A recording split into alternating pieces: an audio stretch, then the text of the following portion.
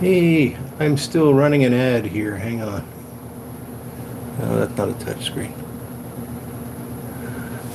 Good evening, everybody, and happy Friday. Welcome to another episode of CaneRod Pipes Live, Conversation with Pipe Smokers. And I'm really great to see so many folks have turned up already. Looks like the chat room is moving along just fine. Let's see, we got Paragon Piper, Tony 513, Paul the Piper, Ford Smoking Pipes, Bona Piper, Corvette Jim, CJP Pipe Rescue, Kirk Maxon, JMZ 56, Boris the Piper. How you guys doing tonight? It's hopefully a good Friday in your neck of the woods. We had a beautiful day today. I didn't get to see much of it, unfortunately. I was stuck down here most of the day, but it was the little bit that I did see was just gorgeous, and I think it's going to be nice for the weekend as well. Ron H, how you doing? Everett Young, good to see you, Everett. .777, nice to see you, Tim. Portsmouth Piper, Armchair Piper, how you doing, Ed? Good to see you. Todd A, nice to see you, Todd. And Big Dave. Ford, grits and who's got grits? Meerschaum Mountaineer, how you doing, buddy? 300 miles of sunshine. I hope that's true, Jim. Piper on the 45, good to see you. Everett, tonight I've got the Bing's favorite, or as my friend Ben calls it, the not a Bing's favorite. And I actually have some Bayou Morning here, which sounds like it's something I did for our guest, but it's actually a complete accident. Rob Van Schotten, good to see you again. Cali Piper 62. Hey, how you doing, Steve? Rustic in the house. Cogs and Sprockets, how's it going, Cogs? Hey, Peter, the Smooth Piper's here. Good to see you, buddy. And Perique Piper Skip, how's it going, Skip? Good to see you. WKR Piper in Cincinnati. How you doing, buddy? Doug Owen, how's it going, Doug? And Takio Kimura, good to see you, Takio. Happy Friday to you, too. Oh, really? Well, thank you. I did restore it, but I can't take credit for the look of it. Other than it looks better than when I got it, but it's 7Le's design. PBR Street Gang, how's it going? Mr. Tolson, Rob Sharrett. Everett's going to light up his 673 with some Big and Burley. Sounds good, Eric. So Cali Piper 62, do we have to guess what you're smoking tonight? Desert Pine Piper, how's it going, Jim? And Ocho Ita, good to see you, buddy.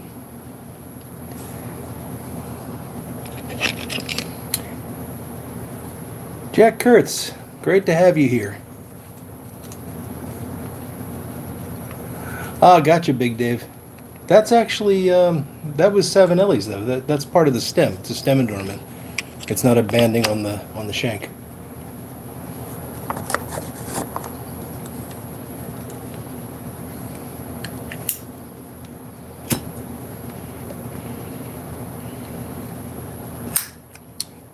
Ron H is having some Stokeby Luxury Navy Flake and a Don Carlos. Very nice. And 73 Maple Piper. How you doing, my friend? Chuck, how are you? Yeah, this is I really like what 7Le does with their brindled ebonite.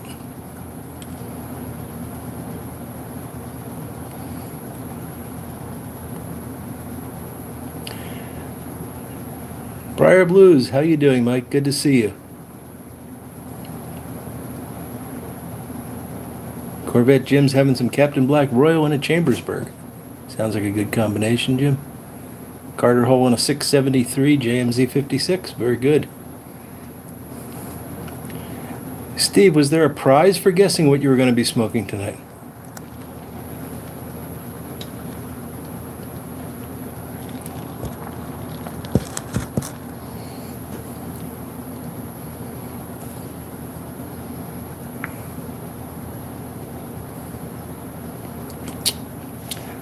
Berserkerly, how you doing, my friend? Home blend and a no-name church warden. Well, it all goes together just fine. Everett, I thank you. I appreciate it, but I actually have a reserve of Haunted Bookshop that I will be tapping into after I finish the Bayou Morning. So go right ahead. I ran out of, I emptied my bag of Haunted Bookshop earlier in the week and put a picture of that on Instagram, and I've been getting some teasing. Good-natured teasing.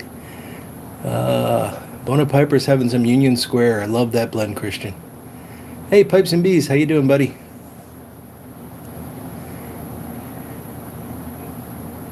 Is it Deciel Sykes or Deciel Sykes? Good to see you, D. Sykes. Yeah, Doug, the Bings really do smoke very well. There you go, Everett. Way to go. Clarence Wood is having some 3-star blue and a 606 7LE3 from the Pipe Nook. Good deal, Clarence. Signalman Tony from Rhode Island. How you doing, buddy?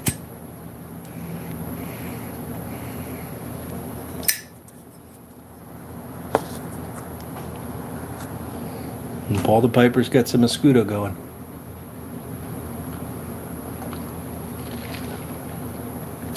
I am enjoying a bourbon highball this evening, made with good old Verner's, the champagne of ginger ale.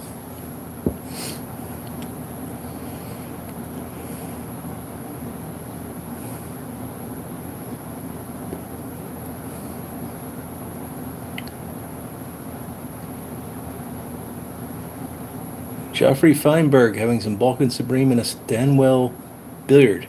Good for you, Joffrey. Sounds good.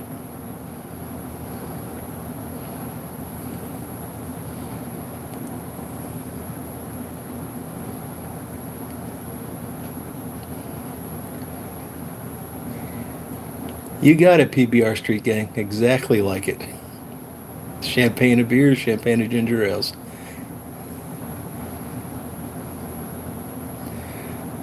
Sounds good, ... 777. Home blend of red and yellow Virginia.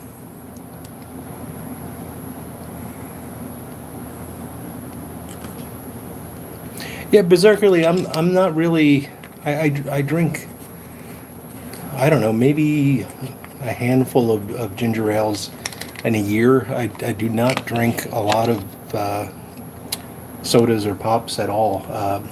Don't drink any like colas. But I've just, over the past couple of months, been on a bit of a highball kick, so that's probably doubled my ginger ale consumption for 2020. And by the way, folks, it's about 10 after. We're going to wait about another 5-10 minutes, let the room fill up before we get in touch with our guest. But our guest tonight is Jason Mouton of J. Mouton Pipes, and I'm really looking forward to chatting with Jason.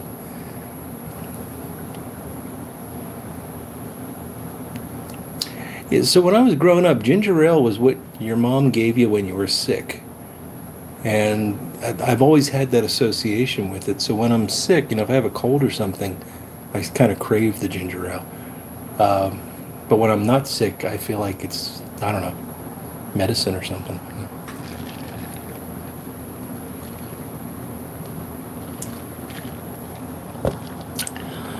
Oh, Ford. I have some self-control. But what you don't know is that it's the stuff that was supposed to go into the cellar.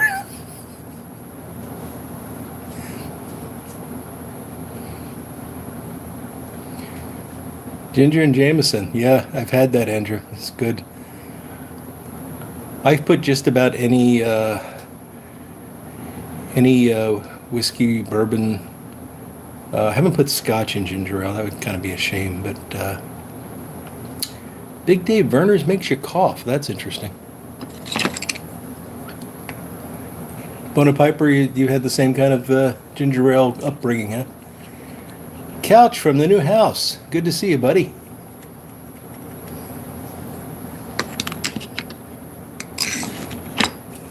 Ginger burns the back of the throat. Kind of like Perique, eh? Cliff Higgins.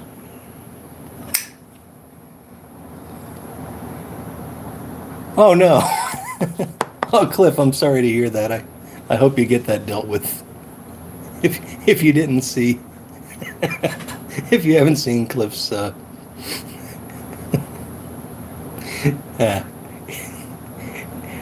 you got to make a video talking about that one, Cliff.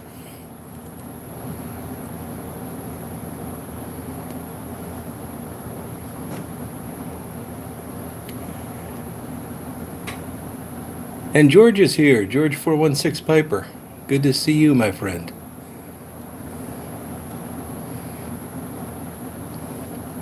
WKR Piper is going to have some 1792 small batch straight.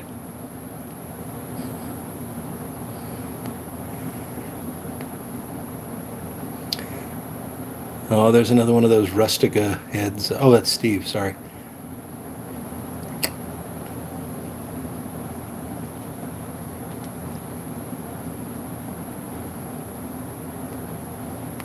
Stephen Schmidt, hello. Good to see you.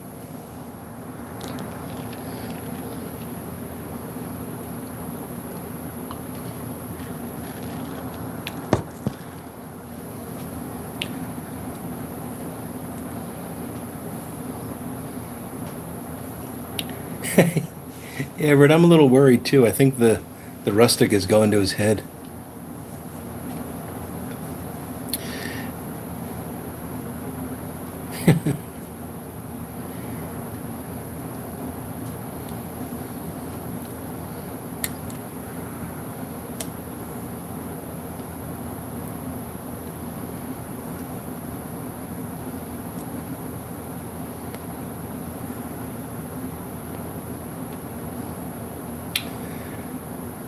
Paragon Piper, if you're asking me, my verdict on rustic is kind of irrelevant because Steve is going to smoke it all. There won't be any left. I enjoyed it. I've talked about it a couple of times. It's worth trying. It's definitely unique. Thanks, Tim. I thought I remembered you as Tim H. ... 777. It's a mouthful, but it's a fun mouthful to say.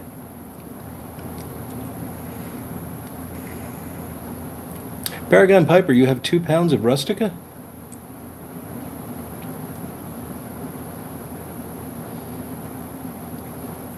Adam Cownitz, Artisan Dublin. Sounds good, Tim.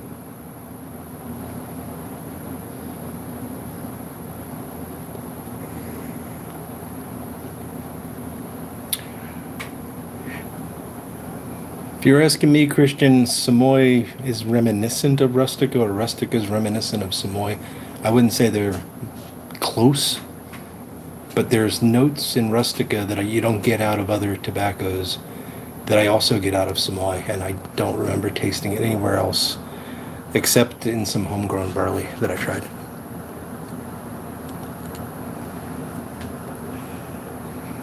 All right, anyway, looks like we got a quorum, if such things exist in this this sort of a setting. So we're going to go ahead and move forward with our show. So tonight we're going to be talking to Jason Mouton of J Mouton Pipes, and you guys that have been around YouTube for any length of time might remember him as the Bayou Guru. Jason has just become an amazing pipe maker in the time that I've been watching him, you know, and it's he was this guy making tampers not that long ago, and now he's, in my opinion, an excellent pipe maker. So I'm really interested in having the chance to talk to him, get to know him a bit better, learn a bit about his pipe making journey. And of course, after Jason and I chat for a while, I'll turn it over to you guys and ask you for questions from the chat room. So if you think of questions as we're going along, please hold them, because I won't be reading the chat as the discussion's going on. So hold them until we get to the end. All right, so let's see if we can get Jason on the line.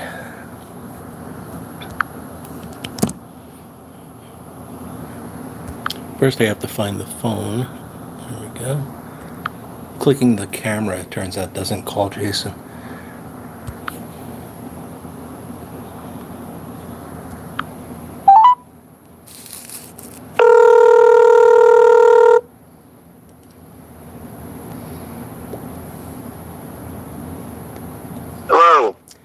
Hey, Jason, how you doing? This is CaneRod Piper.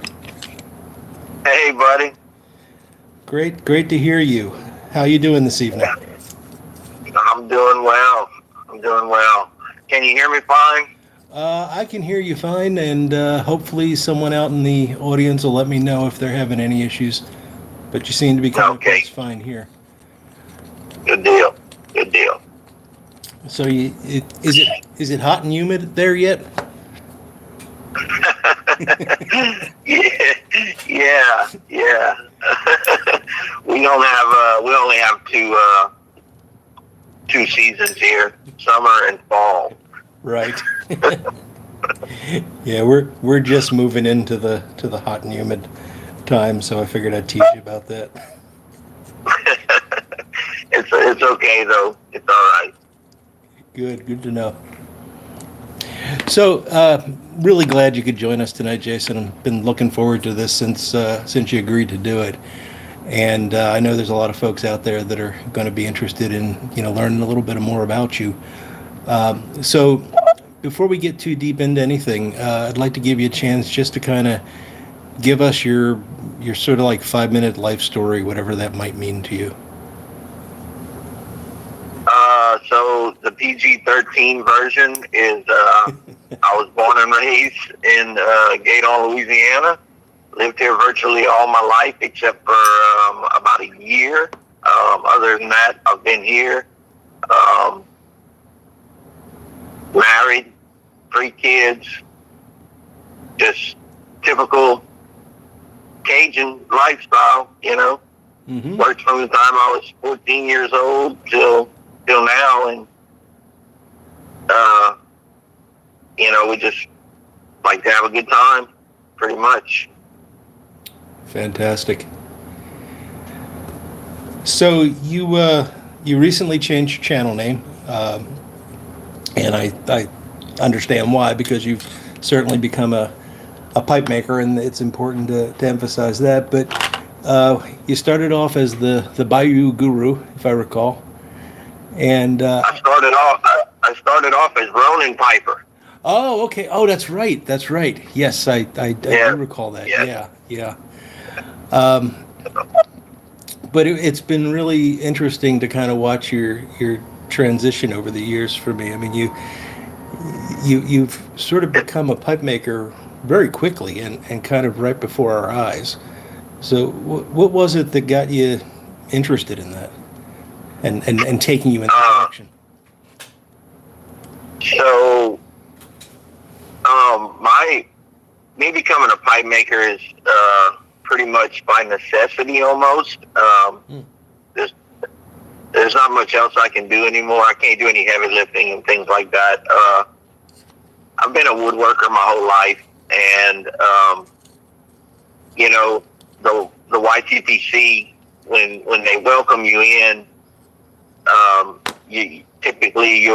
you'll get backy bombed or something, and that happened to me, and I ended up making a tamper to repay the first person that sent me some tobacco was old Bird, and I made him a tamper, and we got to talking on Voxer and getting to know one another, and he said, look, man, he knew I had a woodworking background. He said, why don't you try making pipes?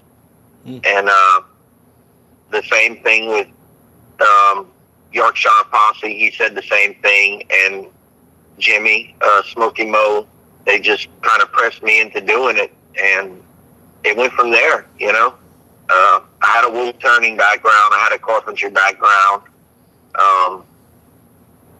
And a lot of the materials, obviously wood I had worked with before, but also ebonite, which is nothing more than a hard rubber. I had been making duck calls for years and years, and we made all our reeds out of Ace hard rubber combs. So I knew what to expect when using that, and I knew what to expect with acrylics. So it was more or less just researching pipe shapes and how to get those down. Other than that, I knew how to get the drilling down. I knew how to get the chamber, how to line everything up. So it was more or less the YTPC made me as a pipe maker. Basically, is the short answer. That's really great to hear, Jason. Yeah. And it's a great story. And it sounds like so some of the things that beginning pipe makers probably struggle with, you had a much better handle on than most would, just because of your background. And I'm sure the wood turning really helped you out quite a bit early on. Oh, absolutely, absolutely. I mean, I didn't have to learn how to hold a chisel. I knew what the skew did. I knew what the parting tool did. I knew what the gouge did. I knew what to expect. How the briar would react. I mean, obviously it's a different wood, it's a different material, but I knew, I just knew things. I had a big leg up on it. Right. Shaping was the thing I needed to learn. Sure. And I don't mean to in any way say anything negative about any pipe maker, but it seems to me like a lot of pipe makers don't have that kind of woodworking background, and they go straight to the metal lathe and everything is very precise, but probably doesn't have the same kind of organic feel to it that a wood turner would bring to the art. I have both. I would never get away from a wood lathe just because I have so much experience on it and it is so much faster. But there's nothing wrong with a metal lathe whatsoever if that's what you feel comfortable with. And to be honest, it may be, for a beginner, it may be a lot safer in some cases. But I can never turn wood on a metal lathe. I just don't. It doesn't work in my brain that way. It's wood. It needs to be on a wood lathe, and I have a big tie to a wood lathe. So sure. It's just what I feel comfortable with. Yeah, I understand that. So you talk about the need to learn the shaping, and what you hear a lot from people that are giving advice to new pipe makers is that they should make 100 billiards or something like that, to really nail down the classic shapes. Is that something that you did? Did you really focus on those classic shapes at first? No. I made whatever I wanted to make at the time. I did not. That's not a bad idea. I think billiards are probably, and the reason being they're saying that is billiards are probably, the parameters are so small on a billiard, and I've said this in a video before, and when I say it critiquing my own self, because if I go back and look at my old billiards, they were a cross between a billiard, a brandy, and a pot. Just because you say something's a billiard, not necessarily a billiard. To really get that classic Dunhill style billiard, L-Tang style billiard, Chris Stereo billiard, something that has extremely clean lines, it does take a lot of practice and muscle memory. So I can see where that is great advice, because if you can shape a billiard correctly, I think what it does is it makes you focus on every other shape as much as you have to focus on getting that billiard correct, if that makes sense. Yeah, it does make sense. I get that. It's super. I don't want to say it's super easy, but it's a lot easier to take a block of briar and do a freehand asymmetric sitter than it is to recreate a 1965 Dunhill. It just is. it's because you have no parameters. But with that billiard, you have strict parameters. So I think that's the why people say to do that. And I probably should have done that, but I didn't. Yeah, I get your point there. The reason I was asking is it seems like I've only handled one of your pipes. I don't actually own any, but that's something I hope to rectify soon.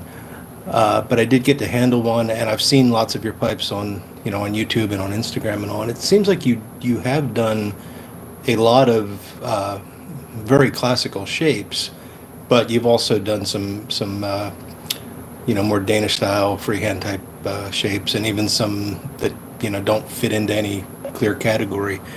And I was just wondering if there was a progression that you went through to along that line, or if it was just a mixed bag of whatever you felt like making at whatever time or whatever was being requested by a customer. Pretty much whatever's being requested, and it's always been that way. But my heart is in the classics, specifically billiards and levats. Those are my two favorite shapes. There's just something about the classic billiard, especially that billiard that's 5.5 inches to 6 inches long, that really draws my attention. A really well done billiard to me just looks so classy. It doesn't matter the finish on it. If it's a well done billiard, it just draws my attention. It doesn't matter who the maker is. I just really like that pipe. Right. Yeah. I agree with you on that. I mean, it's kind of when you see a pipe depicted, in a sketch or a cartoon or something, it's always a billiard, and that's kind of like what's in our consciousness as the sort of prototypical pipe, and a well executed billiard is a beautiful pipe in my opinion. Absolutely. It probably is a subconscious thing. You see him growing up, and you see him more so than any other pipe. At least I do. And there's a reason why that shape it has stuck around for so long. Especially that straight billiard. It's reliable. It smokes great, and it looks good. It hits all three key factors that you need with a pipe. And I think that's why I would say there's probably more billiards out there than anything else. At least that's what I see. Yeah, it seems that way. And they're very utilitarian pipes. I mean, they're light enough that you can clench them even though they're not bent. They don't get in the way of things. They're easy to slip in a pocket. There's just a lot of good stuff about that shape. Right. But I do like levats a lot. Yeah, no, they're but a bit more fragile. I wouldn't put one in my pocket. Yeah. They're great. They're great, especially that 5-inch levat is great when I'm in the shop working. That's probably my favorite pipe to have in the shop. Yeah, I could see that.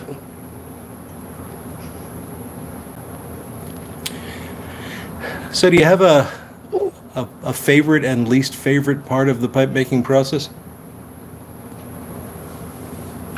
Sanding. If anybody wants to come sand for me, I would love it. I'll teach you everything I know, which is not a lot, but sanding. I don't like sanding. There's a lot of guys out there that are like, oh, that's the best part. You just light up the bowl and just sand away. I just don't like it. Yeah. Yeah, you gotta wonder about a guy that says he likes sanding. How about a favorite part? Favorite part? I guess especially right now, my favorite part is probably picking the briar. I've really started to focus on that a lot in the since after my surgery. While I was sitting waiting for the doctor to say I could go ahead and do some stuff, I started thinking about what I wanted to focus on more when I was able to start back up, and that was the key thing to me. I really programmed myself for 2 months to focus on the briar, and I would look at my briar because I couldn't make a pipe, so I would go and pick up my blocks of briar that I had in stock, and I would say, okay, this block looks like a Dublin block. This block looks like an apple. You know, I could get a really good apple out of this pipe. Out of this block. You know, so I would, and I've really learned to enjoy that part a lot. That's probably the thing I enjoy the most right now. And then the execution. If when I do something really well and I'm proud of it, I enjoy that a lot as well. Sure. That's it's interesting that you said choosing the briar, and I can understand it, but it was an unexpected answer, which is great. I'm just wondering, the grain in briar can be unusual, to say the least. How much of your, you had a sort of head start in terms of interpreting grain patterns and, knowing which way a wood was going to work best from your woodworking background. But were there things about the briar that you had to sort of learn independent of all that, especially in terms of the grain patterns? So briar is very comparable to like figured walnut or quilted maple or something like that. Other than the hardness, briar is extremely hard. Mm-hmm. And anybody who messes with it knows that it'll dull your chisels or your cutters on your lathe in a heartbeat. It's extremely hard stuff. So it even though you know a lot about wood working, there's still a lot to learn when it comes to briar. And then you can have two blocks that look almost exactly the same, and one's going to cut so much different than the other. And same with blasting, you can have two blocks that look almost the same. You could have sworn they were cut off of the same piece of briar, the same burl, and they'll blast totally different. So it's almost a learning process with every block, or not really a learning process, but a getting used to each and every block. Right. And how often do you get bit by those inclusions and such flaws in the block? Not very often. Oh. I don't, not very often. And I feel very lucky for that, but I also don't buy cheap briar. I buy all Mimo grade 2 and grade 3 fantastic blast, and when I can afford it, I buy his super grain stuff. When you can get it, that's pretty limited. Mm-hmm. Mimo just doesn't throw a stamp on any piece of briar as a super grain, but when I can get them, I do buy them. But I don't buy just any briar. It's got to be, and I have in the past, and I've gotten bit pretty bad, but I don't do that anymore. It's just I don't see the benefit of buying a bunch of $10 blocks of briar when I got to throw every fourth one away. Right. Yeah, that certainly makes good sense. Do you have Like, do you have to store your briar for any length of time, or can you pretty much use it when it arrives? What's the process there? So Mimo stuff is ready to go when you get it. Right now, I am currently at, every block I'm cutting right now has a year sitting with me. And all my briar is stored indoors in my house in the air conditioning in the central unit, which keeps everything pretty dry. Mm-hmm. So I just learned something yesterday, that briar can actually be too dry or dried too fast. So I'm going to go try to research that some more, but I just come upon that yesterday. Oh, that's But interesting. yeah, all of my briar. If you get a pipe from me right now today, that briar has at least a year on it. From in Louisiana, it's been sitting for a year. Gotcha. I do have some briar that's older than that I picked up from some pipe makers who got out of the business. It's Algerian, and I use it for some blasted stuff, but I'm not exactly sure how old it is. Right. Yeah, and I guess really once it's equilibrated, and certainly within a year's time it would be equilibrated, it's not going to really change much after that. I mean, It's not gonna.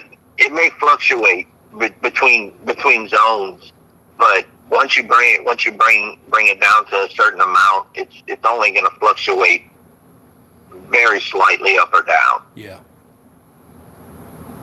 Briar is not a good wood to kiln dry to almost zero moisture content, because it's such a small block and the chances of splitting it are high. Mm. Yeah, that's interesting. So, do you, in terms of influences on your work, do you have any favorite makers that you, not so much emulated, but at least looked to? Oh, you can say emulated. Okay. I've definitely tried to copy El Tang's billiards and Chris Astereo's billiards, Mm-hmm. 100%. And I would tell them that, and they've seen me tag them and post them. So, absolutely. Rhodesians. I don't know if you're familiar with her, but Sabina Santos, I believe Santos is maybe how you say her name. I think she's an amazing carver, and her Rhodesians are just second to none. Jeff Gasick, I've looked at everything Jeff Gasick has done in the last 3 years. Grant Batson. When I draw a lot of inspiration from Grant Batson with his craftsmanship and his use of color play. I don't like every one of Grant's pipes. Mm-hmm. Some of them are just a little too much for me, but he's an amazing craftsman, and his use of color is really I think under recognized. Maybe I don't know if everybody sees it like I do, but in art there's a thing called the color wheel, where it helps you blend colors and show contrast between two different colors correctly, and I think Grant really nails that down. And a guy from Russia, I can't pronounce his last name, but I know his first name's Andre. He's an amazing carver. Chanovich, I can go on and on. I mean, it's just, there's so many great pipe carvers out there. So many. It's just, Yeah. it's really full of great craftsmen. It really is.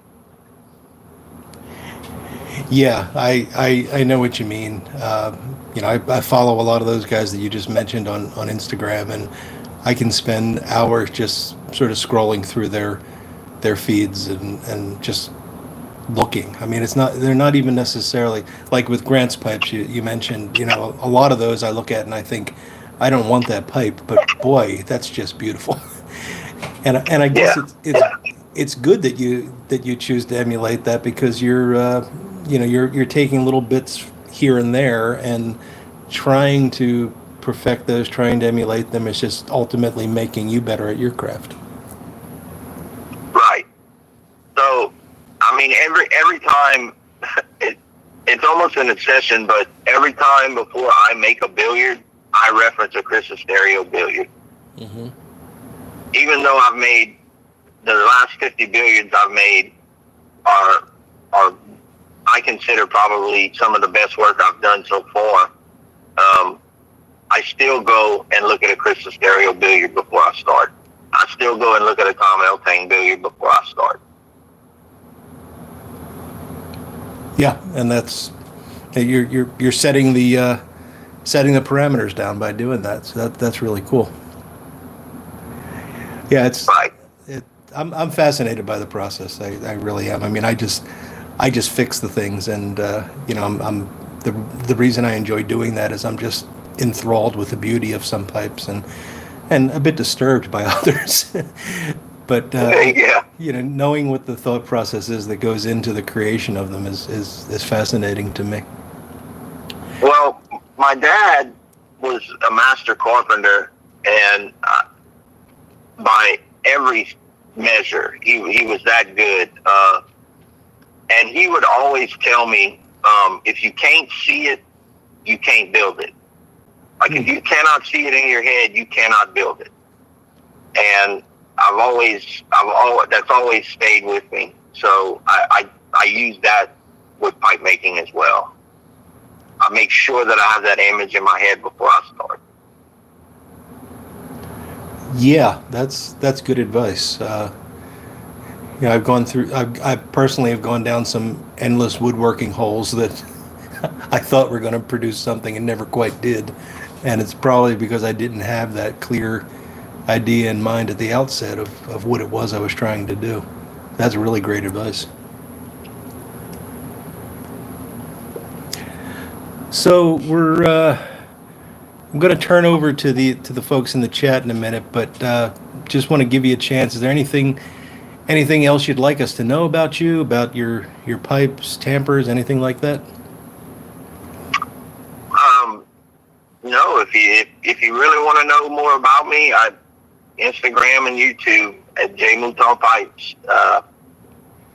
I pretty much strictly just pipe related stuff now. There's no more Bayou Guru. Mm-hmm. So that you'll find out anything there. I'm open to any type of conversations through Instagram Messenger or email. And you can find my email on any one of my videos in the description. Yeah, that's basically it. Everything else is kind of boring, and I probably don't really want to know about it. That's what everyone thinks, but that's only because you already know it. Well, that's great, Jason. Thanks. And I do have links to both your YouTube channel and to your Instagram profile in the description of this video. So if folks want to check that out, please go ahead and do so. But right now, let's turn it over to the guys in the chat and see if they have any questions for you. Okay. All right. So, folks, any questions for Jason?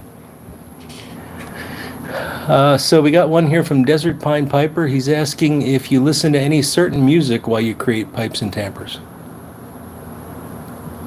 I have to have music on. Pipe makers are usually by themselves for the most part, so I have to have some background music. I listen to a lot of Black Crowes. I listen to a lot of Chris Cornell, but I also listen to a lot of wonky, crazy stuff. Whatever's on the radio, 80s music to disco music to whatever's playing sometimes. So, yeah, I definitely do. I definitely do. Gotcha. Let's see, Tony513. I think you answered this somewhat, but he's asking, how do you keep your briar at the optimum moisture level? In my house, your central air unit draws a lot of moisture out of your house.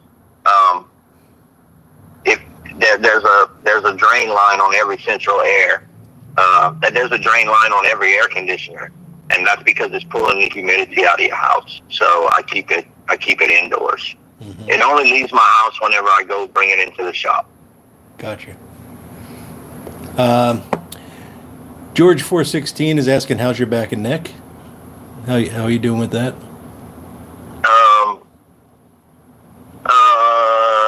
It kind of touch and go. I still got to be really careful. Gotcha. The best way I can answer that. Well, take good care of that. I do as much as it lets me do, and I don't do any more. It's a wise man. Okay, so we got a question from Rob Van Schotten, who is asking, what kind of tools would you use and in what setup if you were not able to use any electric tools at all? Any power tools?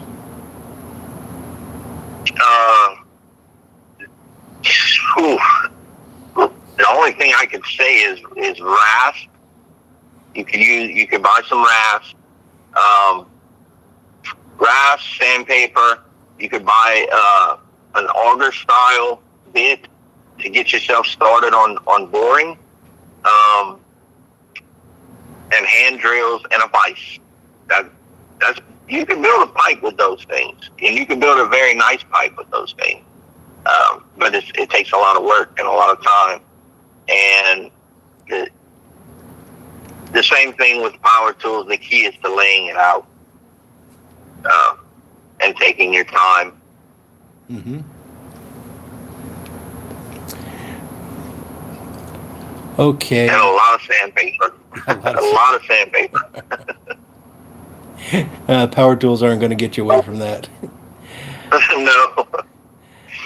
So I'm gonna change this question a bit, Paragon Piper. I hope you don't mind. But what's the current situation with the FDA in terms of regulating pipe makers? So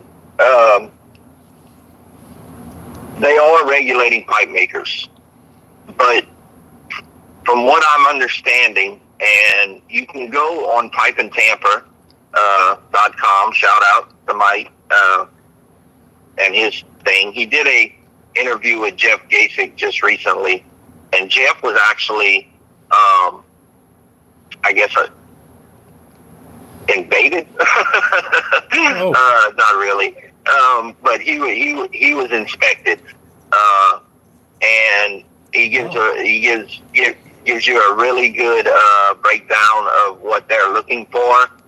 And in the short of it is that, from what they told him, it's a misuse of resources to go and check every individual pipe maker like myself or Jeff or the guy who's at home building his pipes. They were expecting a lot more that they would have to regulate from the pipe maker's aspect. Okay. So I don't foresee them spending a whole lot of money doing it, trying to regulate each and every pipe maker. Right. Yeah, I was initially shocked to hear that even happened, because I was thinking they'd never have the time to actually go and do that, but I guess they do. But it's. I think they did 3 or 4 in the California area. Okay. Yeah. Probably at the request of the governor. Maybe. I don't know. If they want to come down here and deal with the mosquitoes like I have to deal with in the heat, they're more than welcome. I'm not breaking any rules. There you go. Yeah, no, that's interesting. I'm definitely going to check that out. And thanks for mentioning Pipe and Tamper. It's a great podcast. I had the opportunity to be interviewed by Mike, and I understand he's also scheduled an interview with you. No, we did one. I think it's going to air sometime next month. Okay, it hasn't aired yet. Yeah, so definitely a good time to go and subscribe to Pipe and Tamper, because you'll get to hear Jason in about a month, and he's got a lot of other great guests. So it's a good podcast. All right, let's see. Getting a lot of questions, Jason. This is great. Do you have a special or preferred method or chuck you use to hold the briar on the lathe? I've got some inexpensive chuck jaws that I'm looking to add pins to. Will that work, or is there another suggestion?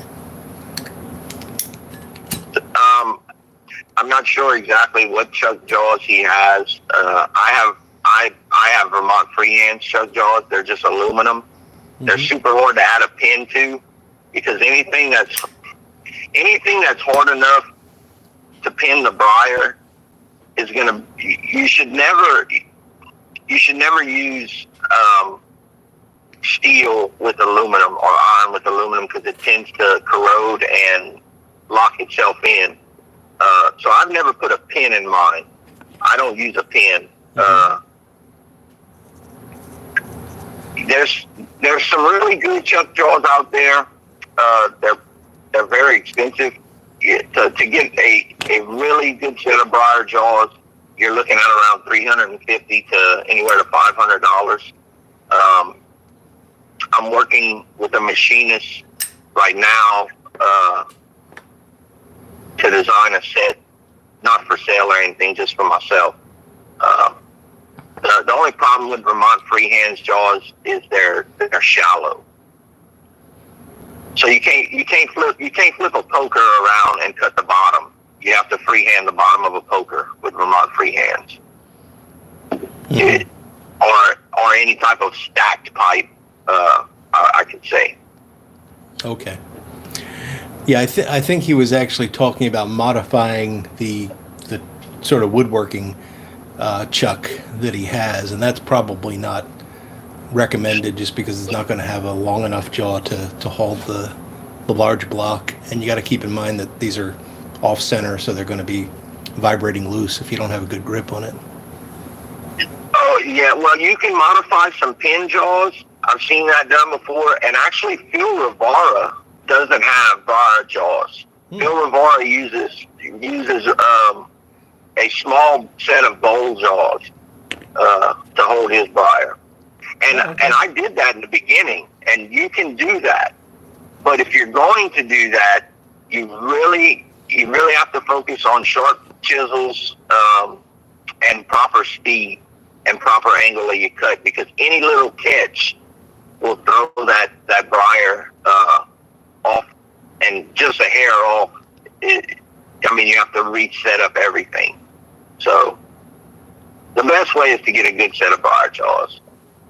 Gotcha. Let's see. Paul the Piper is asking, what is the most expensive briar? Mimo Grade 1 Super Grain is some of the most expensive you can buy. I don't know what Mano has, because I've tried to contact Mano 3 or 4 times and never got a response. I don't know if I'm using an old. I'm trying to go through his website and Instagram, and I've never got a response. So I don't know his prices, but I know the most expensive I can buy is Mimo Grade 1 Super Grain, which is direct from Mimo, is about $55 a block, or a medium size briar, not a large. Gotcha. Yeah, that's a lot for a small block of wood. Yes, it is. But I'm sure it's worth it. And you're just as likely to come in on an inclusion inside that as you are a grade 2. Right. So. Okay, so let's see. Double A Pipe Man's asking, would you be open to taking on an apprentice? He says he can sand and he has family in the Bayou State. Absolutely. Absolutely. I don't know if I should ask that, Pipes and Bees. Might give them a bad idea. Why don't you charge more for your pipes? Is what Pipes and Bees is asking. So that's a question that and a discussion and an argument about pipe prices that has been around for ages. Yeah. And I actually talked about that in a video not too long ago. So there's different reasons why I charge what I charge for my pipes. Number one is I've only been making pipes for 2 years. I need to get my pipes out there. There's a certain element of advertising that goes along with how many pipes you have out there as well. Also, you have to look at a pipe and say, would I pay that for a pipe or for that pipe? So I take that into account as well.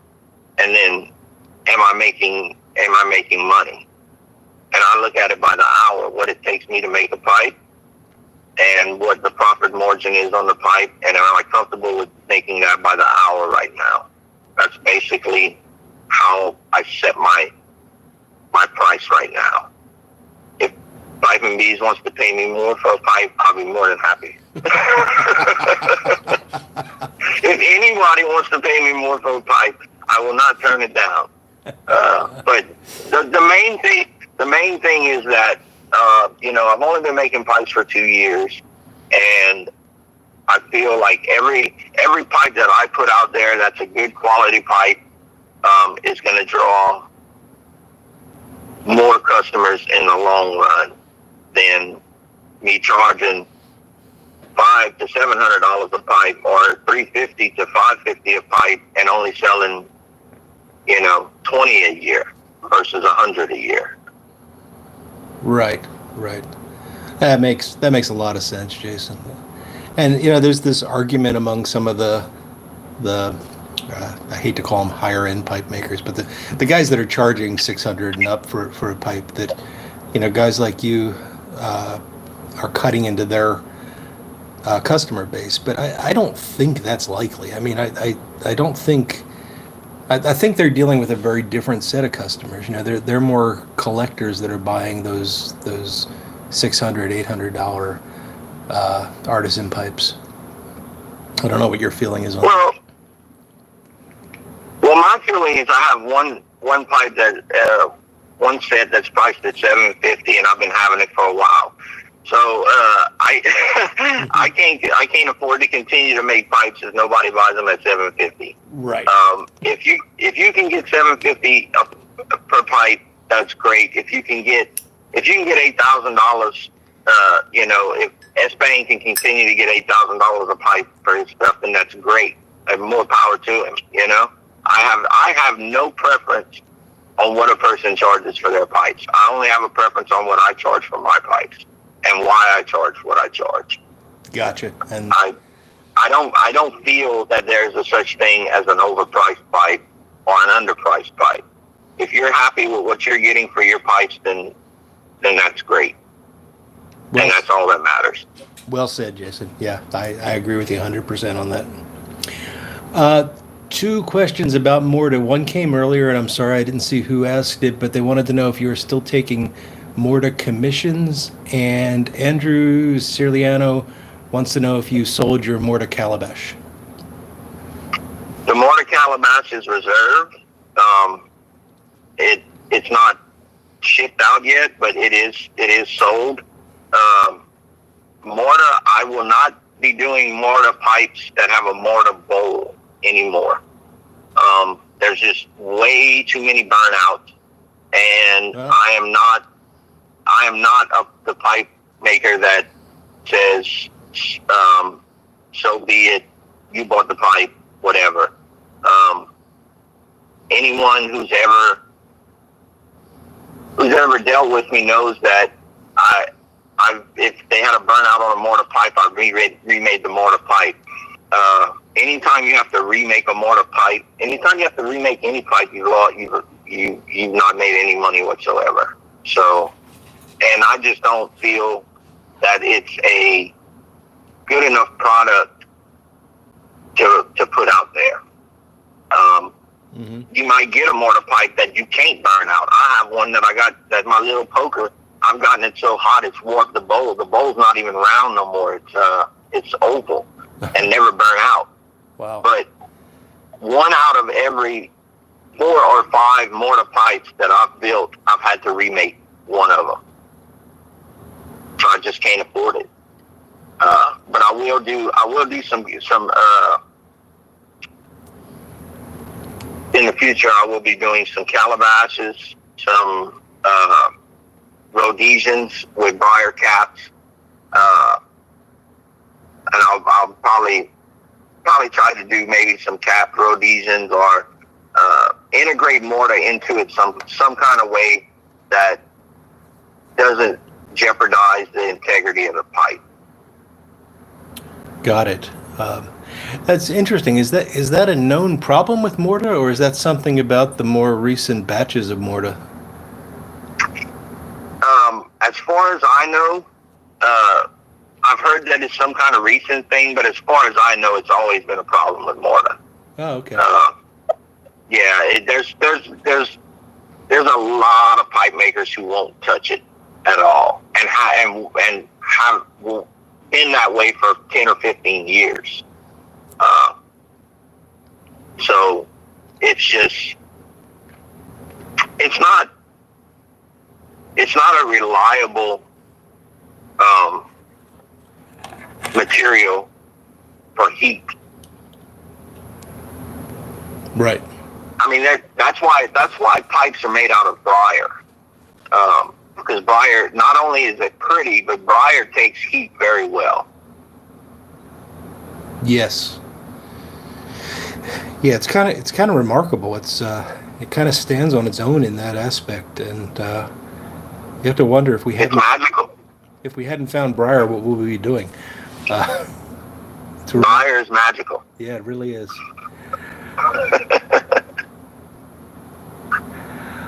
Let's see. CJ Corvette Jim is asking, do you use olive wood?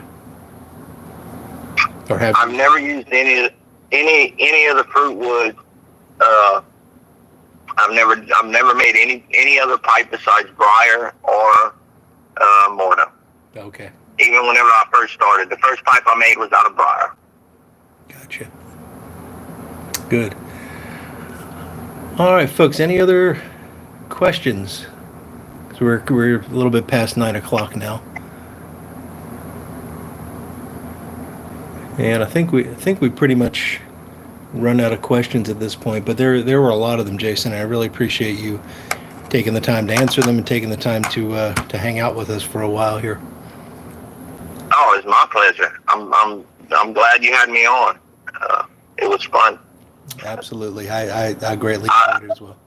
I enjoy the YTPC so much, and like I always say, I can't thank everybody enough. Without this community, I don't know what I would be doing right now. So it's a blessing. It really is. That's really beautiful to hear, and I feel the same way, Jason. It's just a remarkable community, and I'm continually surprised by that. You think we'd be used to it by now, but every day it seems something else happens that just makes you realize how special this group is. It truly is special. It's a diamond in the rough. It's the only good thing on YouTube.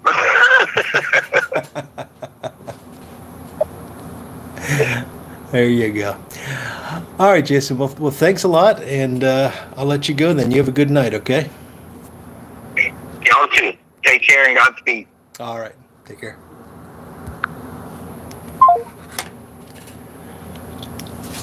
Well, that was a lot of fun, guys. I hope you enjoyed the chat with Jason and having a chance to get your questions about pipe making answered.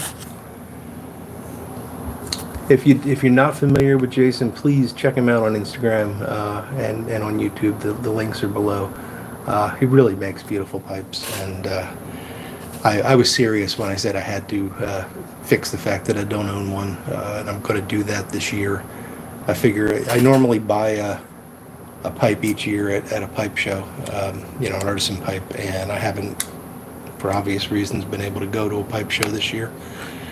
So I think I'm gonna get in touch with Jason and see if I can commission one from him.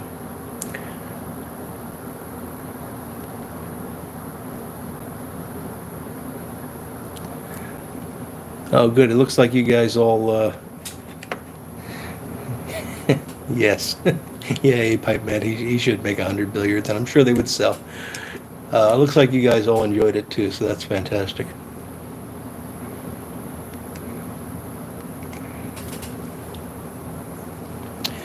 Yeah, so I've been thinking a lot about future guests, and we have guests lined up through July. Armchair Piper, who's in the chat tonight, is going to be our guest in 2 weeks' time. So we'll have a solo live stream next week, and then we'll have Armchair Piper the next week. And I'm really looking forward to getting to know Ed a bit better. But going forward, I do need folks to step up and let me know if they want to be on. Just drop me an email at canerodpiper@gmail.com. And if you just have ideas, if you don't want to be the guest but you have ideas of who should, let me know about that too, because I'd be happy to try to hunt people down. I haven't done that yet. I've been really fortunate that the folks have come to me, or other folks have nudged them towards me. But I'd really like to get some more ideas and maybe expand things a bit. I mean, it was great having a pipe maker tonight. I'd love to get somebody that knows something about tobacco blending. Maybe somebody in the sort of the industry end of things. Maybe talk a bit about the FDA and stuff like that. So, be great to sort of expand things a bit, but I'd love to have your suggestions and all of that.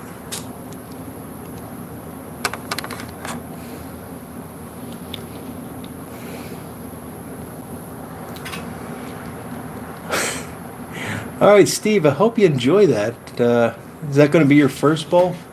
Steve's off to have a bowl of Rustica.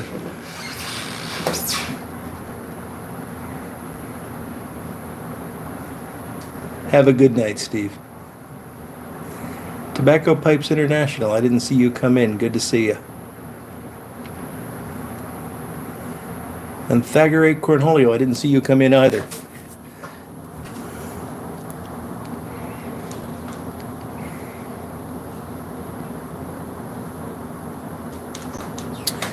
Andrew, we'd love to hear about fishing and anything else. So if you're serious about that, please drop me an email. I'd love to have you on.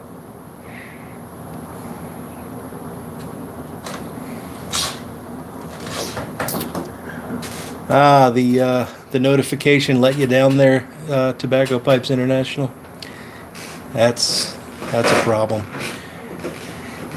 If you guys haven't had a chance, check out the Briar Report site, briarreport.org.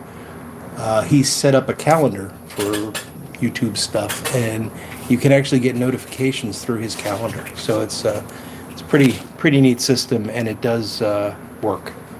So if you want to be able to ensure that you're not going to miss my next show or any live stream that's listed on Briar Report, and by the way, go see Briar Report. He's doing a lot of great work for us.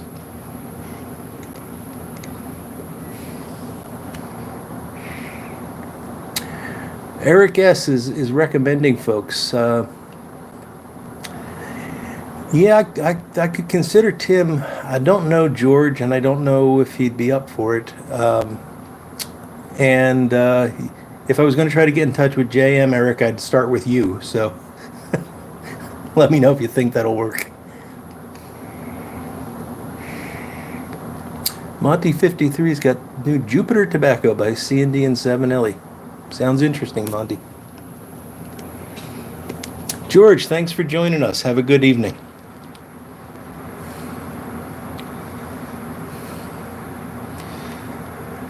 Everett, it's his 10th bowl during this show.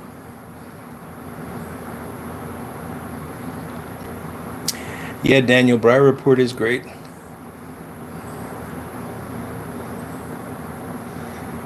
Is Padre Piper still a thing? I think he is.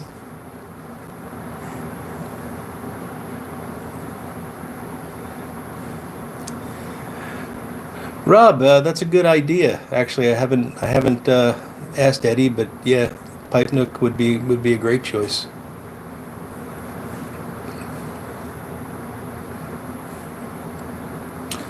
Jason Dagner. Don't know Jason, but could certainly try.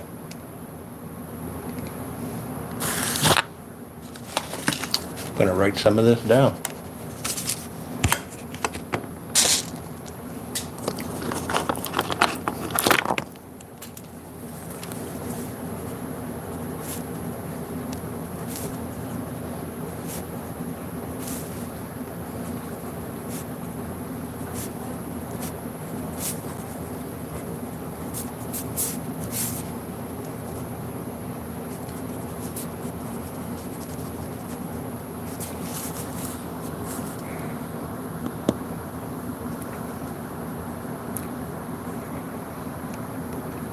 Oh, Eric, Phil's another good suggestion. No, it's funny. This is why I need you guys to do this, because I just don't. For some reason, I love Phil. I've been following Phil forever. I have one of Phil's pipes. Just never occurred to me. So that's a great suggestion.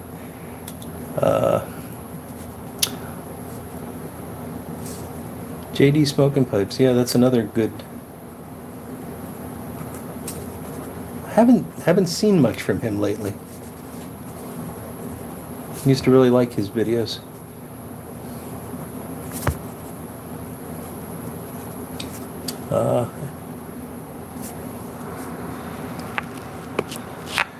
Yeah, I'd love to get Sarge, but we took advantage of this time to because a lot of folks were not working, and we were able to get him on in the downtime. But unfortunately, Sarge is one of those people that is working more than ever in this time. But I'd love to get him if he has a rare Friday night off.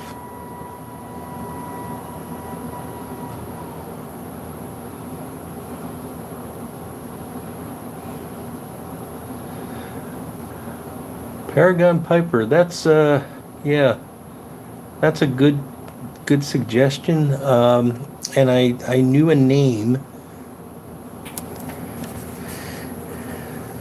That's the red stone, right?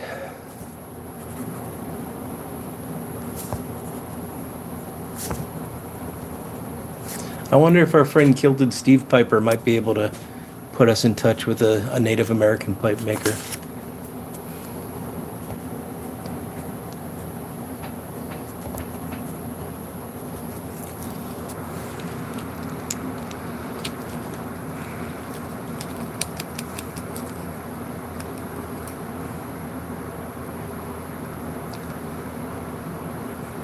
Simon's another good one there. Paul.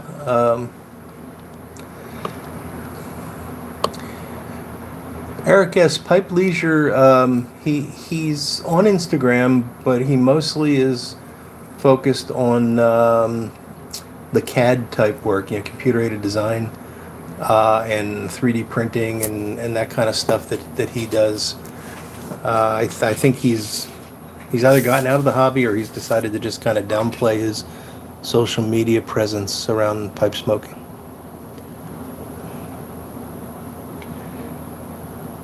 So guys, I'm gonna stop writing these because I just realized I can go back and watch my own live stream and get them from the comments. Mark Tinsky, yeah, it'd be interesting. And I'd love a conversation that drifts into fly fishing. So that's a good choice, Ron.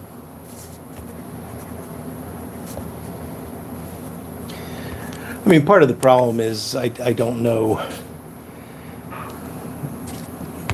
what guys are gonna, if I go approaching guys outside of the YouTube pipe community, they don't know me and they don't know us, and they might not know what they're getting into. You know, they might think this is just some,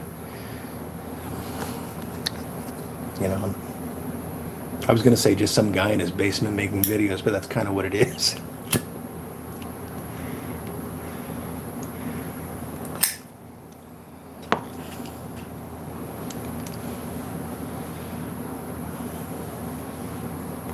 Yeah, it's a good point, Boris, with regards to Simon. Although the time difference is an issue too. Not everybody is a night owl like Paul the Piper. Although I am thinking, and I may have one of these in July for the July 4th holiday, I'm thinking about doing some pre-recorded shows. And what I can do with those is I can put them up as premieres. So you'll still be able to do the live chat, and you know, you'll still be able to interact with one another. You just won't be able to ask the questions. But I might actually just put a post up saying I'm going to be interviewing whoever, and let me know if you have any questions, and then I can ask the questions during the recorded interview.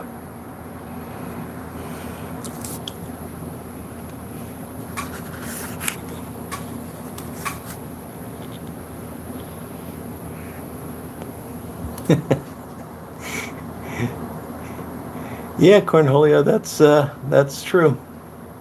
I don't know which of us wins, but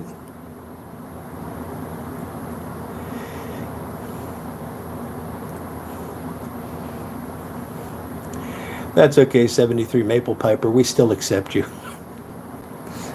Ron's also from the basement. Lots of guys in the basement tonight.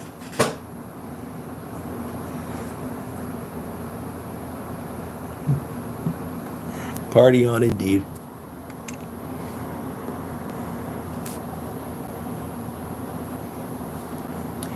Everett is seriously considering getting another 673.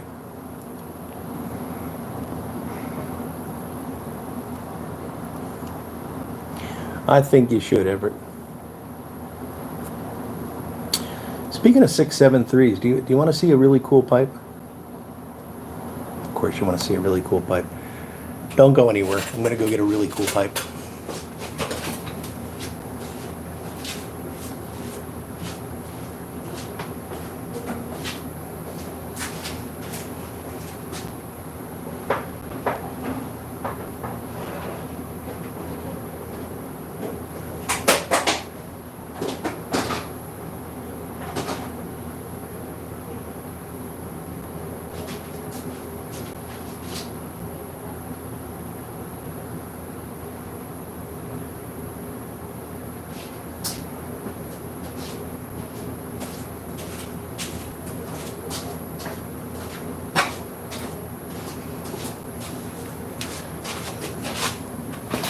Did you miss me? So this is a pipe that I'm working on for a customer named Matt, and I don't think Matt would mind too much if I showed you this, but I'm kind of fascinated by this pipe. It's done. I'm actually going to put it in the mail tomorrow. But this is a 673, and it's, you know, 7LE. It's a 7LE Tris, T-R-I-S. But look at that stem. You see it's got that like triangular stem adornment on it, but the stem itself is round. I hope you can see that. There's actually a step down from the stem adornment to the stem. I don't know a lot about 7LEs, but I don't believe I've seen that before. Just wondering if anybody has seen anything like that. Beautiful pipe though. Beautifully restored too. And I'll have to put it very far over there so I don't accidentally load it with Haunted Bookshop and smoke it.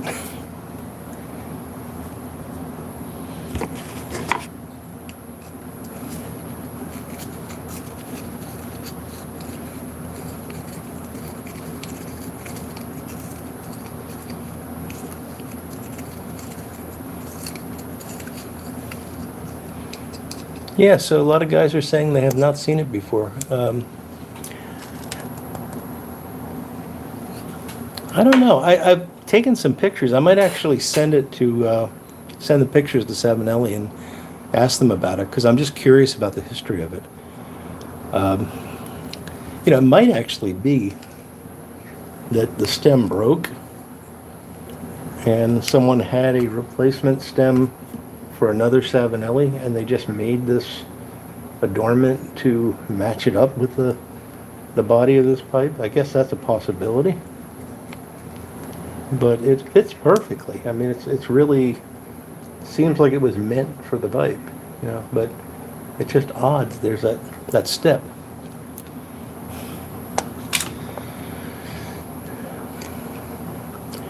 Yeah, Tony, I'd love to know what year, but it's notoriously difficult, at least for me, to date Savinellis. I have not been able to do it very effectively.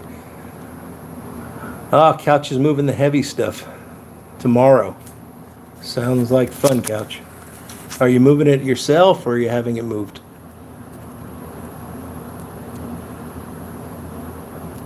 I think you should smoke some Haunted Bookshop. I think that's what we should always do.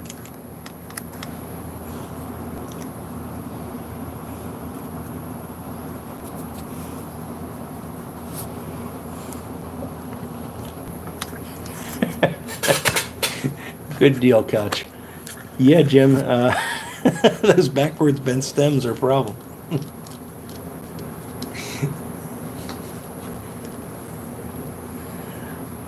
Oh, Couch, you moved all 5 cats in. How did they take to the new house? I've always been a dog person, but I get the impression that cats are a bit spooky when it comes to moving. Dogs don't seem to care. They just get excited that there's something new.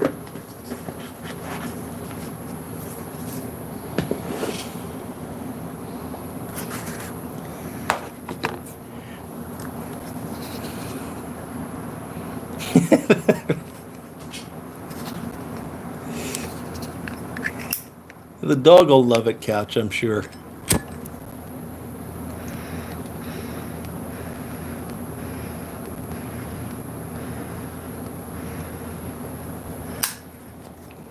As long as he has some food and some treats, he'll be happy. Or it's a she, isn't it? Sorry.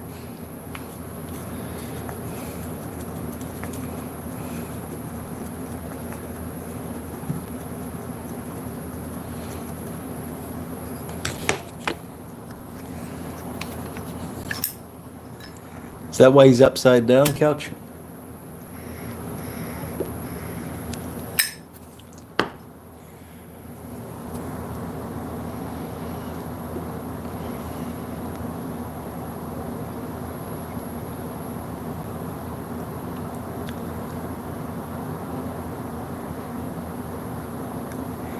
So is that pronounced Ilva? Ilva? Is a she, and she's with her 3 boyfriends. Oh boy.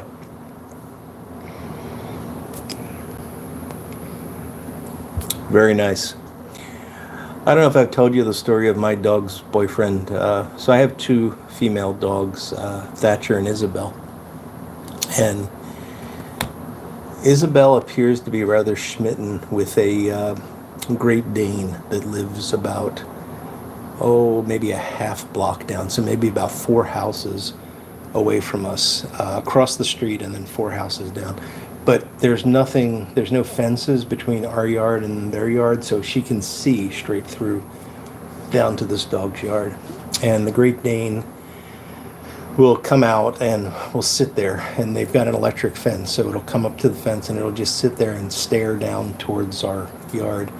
And when he's not out, Isabel will sit at our fence and just stare down towards their yard. And sometimes they wind up at the same time, and then there's a long sort of silent period, and then the barking starts. And it's not her alarm barking. It's not like she's upset or something. They're having a chat. So I know it's silly to tease dogs, but I do tease them. I tease her that it's her boyfriend.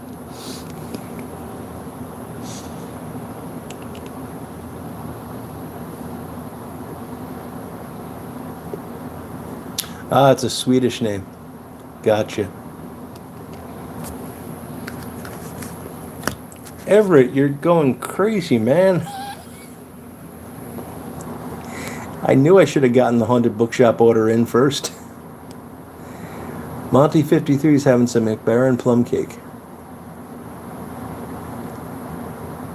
Not a blend that I have enjoyed much, but I know a lot of folks love it.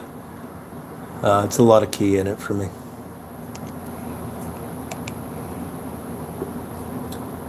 Mason jars. Tony, you don't need mason jars for a pound of haunted bookshop. You just carry the bag around with you.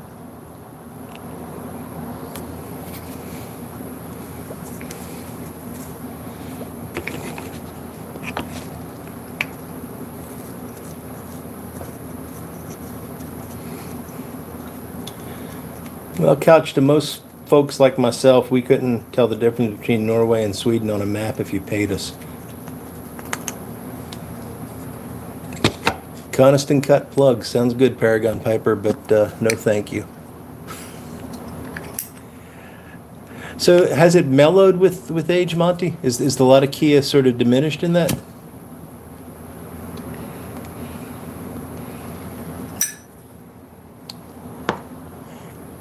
Daniel Tobias is asking, is Haunted Bookshop that good? If you like it, Daniel, it is. I think to some extent it might be an acquired taste. I don't know if everyone would agree with me on that.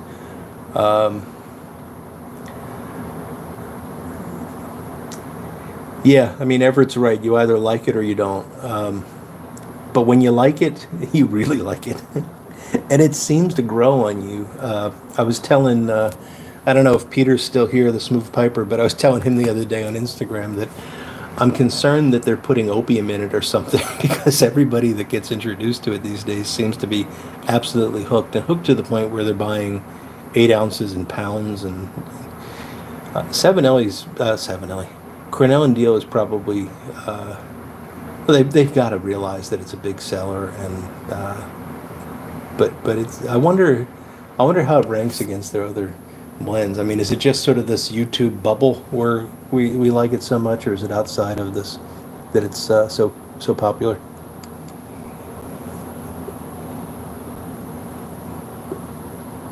So it's mellowed out. I have an old tin, I think, of the McBaron plum cake. So maybe I'll give that a try.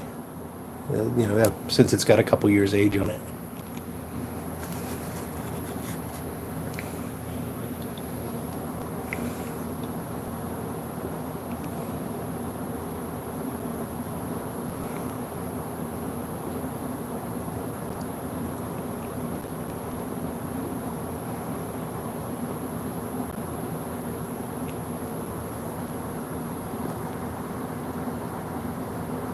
There's Peter. Yeah, it is awesome, isn't it, Peter?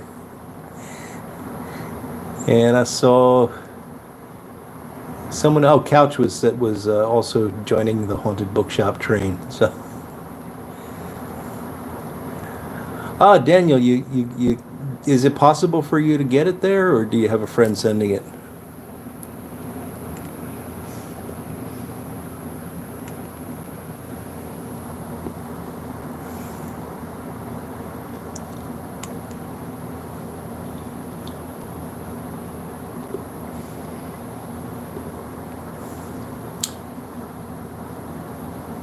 Piper Rick, welcome.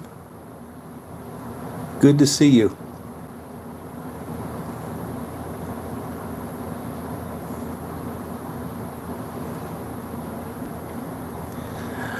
I don't know, Pipes and Bees. Cordell and Deal started out as a bulk company, and they were selling bulk Haunted Bookshop before they ever put it in tins. So I don't know if that's true.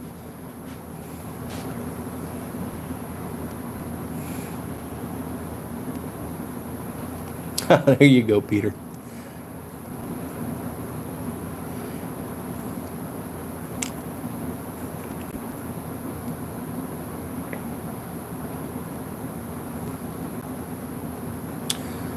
Thanks, Meerschaum Mountaineer. You have a good evening. Good, Daniel. I'm glad you can get it ordered from there. And Daniel, I've got you scheduled now. Is that correct? So we can. Daniel Tobias is going to be a guest in July, I think. Unless I have you confused with someone else, Daniel. Sorry if I do. Everett can't do autumn evening. That's a shame, Everett. The Autumn Evening is one of the few aromatic blends that I really do enjoy. All right, Big Dave, enjoy your dinner there. Gotcha, Daniel.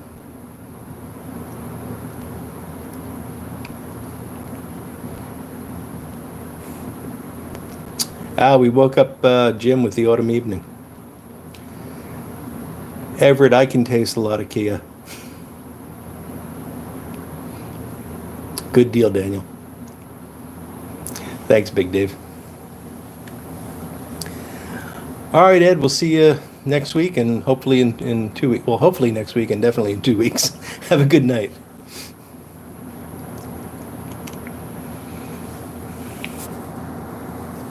We are running a little bit later than usual, guys. I hope you don't mind. Feel free to leave.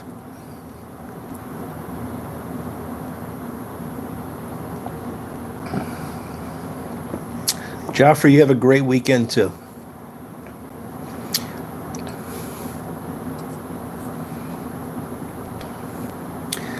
Favorite blend for Christmas time, Tony513 is asking. My all-time favorite Christmas time blend, and it's very hard to get for me, it's hard to get here in the States, is plum cake, but not McBaron plum cake. Who the heck is it? I think it's Galworth. Is it Galworth and Hogarth, or is it Samuel Galworth? Anyway, the non-McBaron plum cake is wonderful stuff, and I really like that for Christmas time.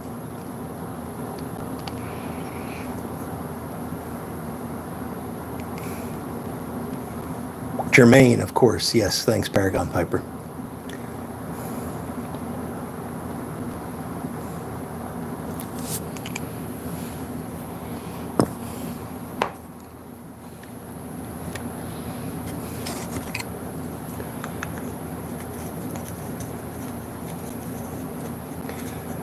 So I never tried the corncob pipe and a button nose, but the previous Cornell and Dale Christmas blends were just awful in my opinion. And the McClellan, oh, you mean McClellan Christmas Cheer, or do you mean the McClellan Aromatic Christmas Blend?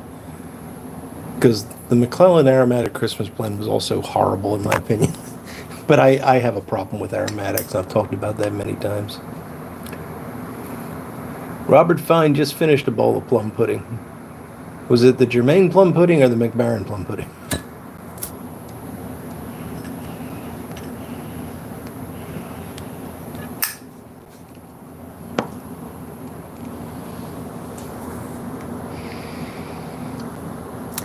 Tony, a blend you might like if you're looking for a cinnamon flavor, and it's not exactly cinnamon, but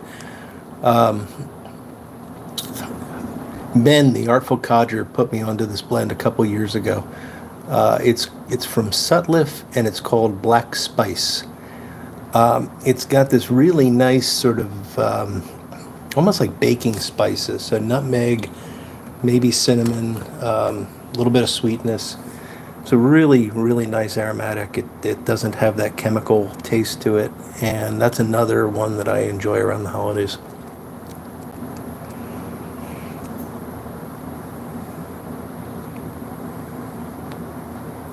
You're a lucky man, Smooth Piper. Those are very sought-after blends, the Christmas Cheer 2016. Yeah, jolly old. I've had jolly old Saint Nick, Chris Kahn, and that was one of the ones that just didn't agree with me. But a lot of folks like it.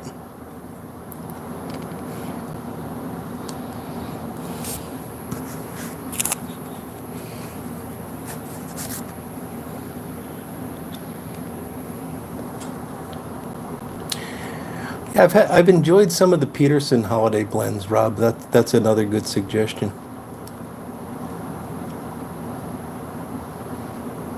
I got to try some Boswell aromatics. I've never had them, and folks seem to really like them. So I gotta make a point of trying one someday.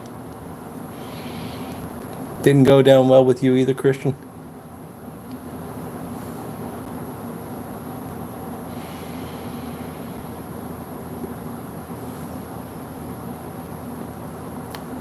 Sounds good, Peter. The aroma of pine needles. I don't know, Tony. If it tasted like pine needles, I don't think that'd be a very good smoke.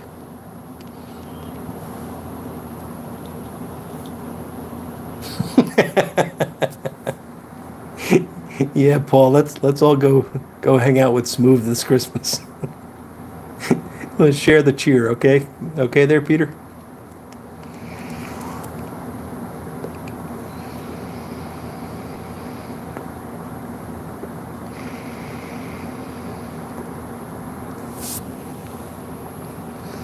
Smooth's house for Christmas. Now look what you've done there, Peter.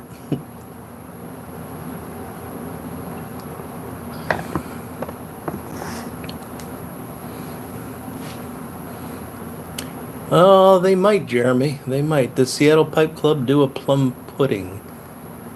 Seattle Pipe Club plum something. Yeah, sounds right.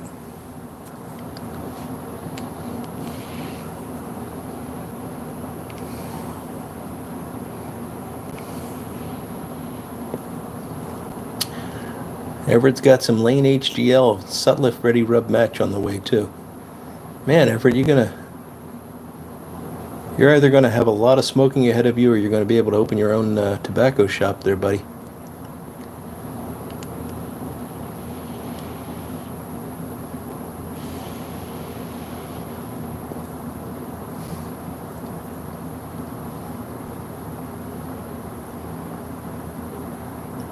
Plum pudding, yeah. That makes sense.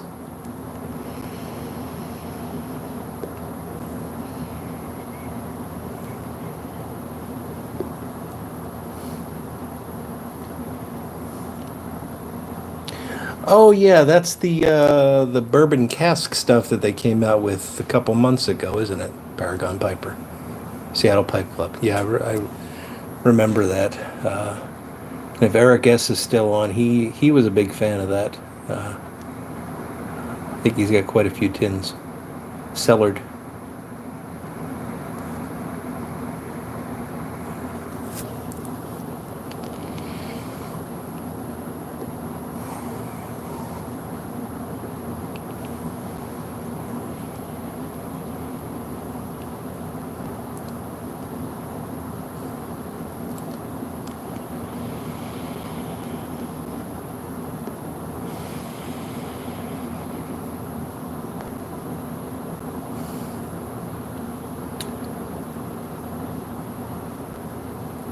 Yeah, Piper Rick, that's the one I was thinking of.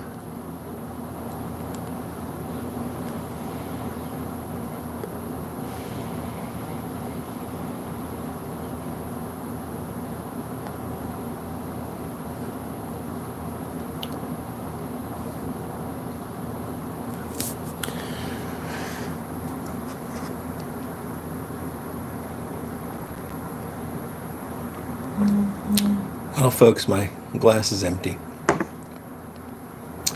And as much as I've enjoyed it, if you keep me up much later, you're going to see me falling asleep. And that wouldn't be good. So thanks, everyone, for joining me tonight. I had a great time. Really enjoyed talking to Jason. So, Jason, thank you so much. Thank you to our moderators, Paul the Piper, Bona Piper, and Yardism. Really appreciate what you guys do for us. Links to all their channels are in the description. Links to Jason's YouTube channel and Instagram are in the description. Please check him out. He's makes some beautiful pipes. See you next week for a solo live stream. And hopefully, I know I haven't been around much the past week. It just, the week was kind of busy and I didn't get a chance to make many videos. But hopefully I'll see you on Sunday morning for a chat. So guys, thanks again. Have a great weekend, and I'll talk to you all real soon. Bye now.